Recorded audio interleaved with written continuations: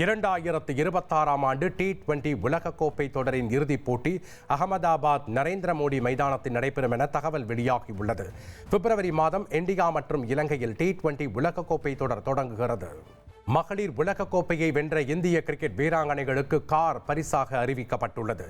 புதிதாக அறிமுகமாகும் சியாரா ரக கார் இந்திய வீராங்கனைகளுக்கு வழங்கப்படும் என டாடா மோட்டார்ஸ் நிறுவனம் தெரிவித்துள்ளது. இந்திய மகளிர் கிரிக்கெட் வீராங்கனை அருந்ததி ரெட்டிக்கு ஹைதராபாத் விமான நிலையத்தில் வரவேற்பளிக்கப்பட்டது. உலகக்கோப்பையை வென்ற பின் சொந்த ஊர் திரும்பிய நிலையில் உற்சாகம்.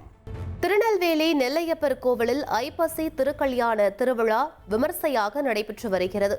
12 நாட்கள் திருவிழாவின் 3ஆம் நாளில் காந்திமதி அம்பாள் வெள்ளி சிம்ம வாகனத்தில் வீதி உலா வந்தார். இதில் திரளான பக்தர்கள் கலந்து கொண்டு சுவாமி தரிசனம் செய்தனர்.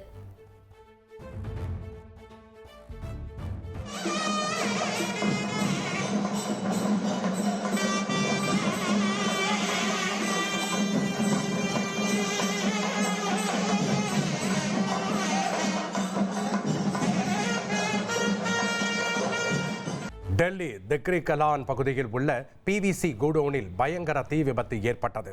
கொழுந்து விட்டு எரிந்த தீயை பல மணி நேரம் போராடி தீயணைப்பு வீரர்கள் அணைத்தனர். பீகாரில் முதற்கட்ட வாக்குப்பதிவின் போது துணை முதல்வர் விஜயகுமார் சின்ஹா கார் மீது தாக்குதல் நடத்தப்பட்டதால் பரபரப்பு ஏற்பட்டது. RJD ஆதரவாளர்கள் கற்கள் மற்றும் காலணிகளை வீசி தாக்குதல் நடத்தியுள்ளனர்.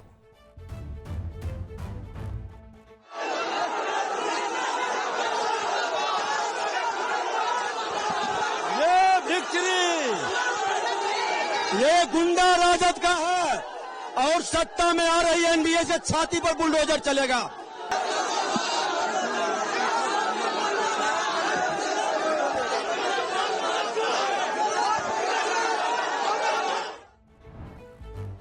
பீகார் துணை முதல்வரின் கார் தாக்கப்பட்ட விவகாரத்தில் நடவடிக்கை எடுக்க DGPக்கு தலைமை தேர்தல் ஆணையர் உத்தரவிட்டுள்ளார். சட்டத்தை யாரும் கைகளில் எடுத்துக்கொள்ள அனுமதிக்கப்பட மாட்டார்கள் என்றும் தெரிவித்துள்ளார். 1,24,00,000 மனங்களை வென்ற தந்தி டிவி யூடியூப் சேனல். தவிர்க்க முடியாத தம்ப்நெயில்ஸ், கலக்கலான கான்டென்ட்ஸ். நீங்களும் இந்த குடும்பத்தில் இணைய இப்பவே சப்ஸ்கிரைப் பண்ணுங்க. அசுரபலம் கொண்ட எங்கள் டிஜிட்டல் கரங்களில் உங்கள் விளம்பரங்களை சேர்க்க வாட்ஸ்அப் பண்ணுங்க.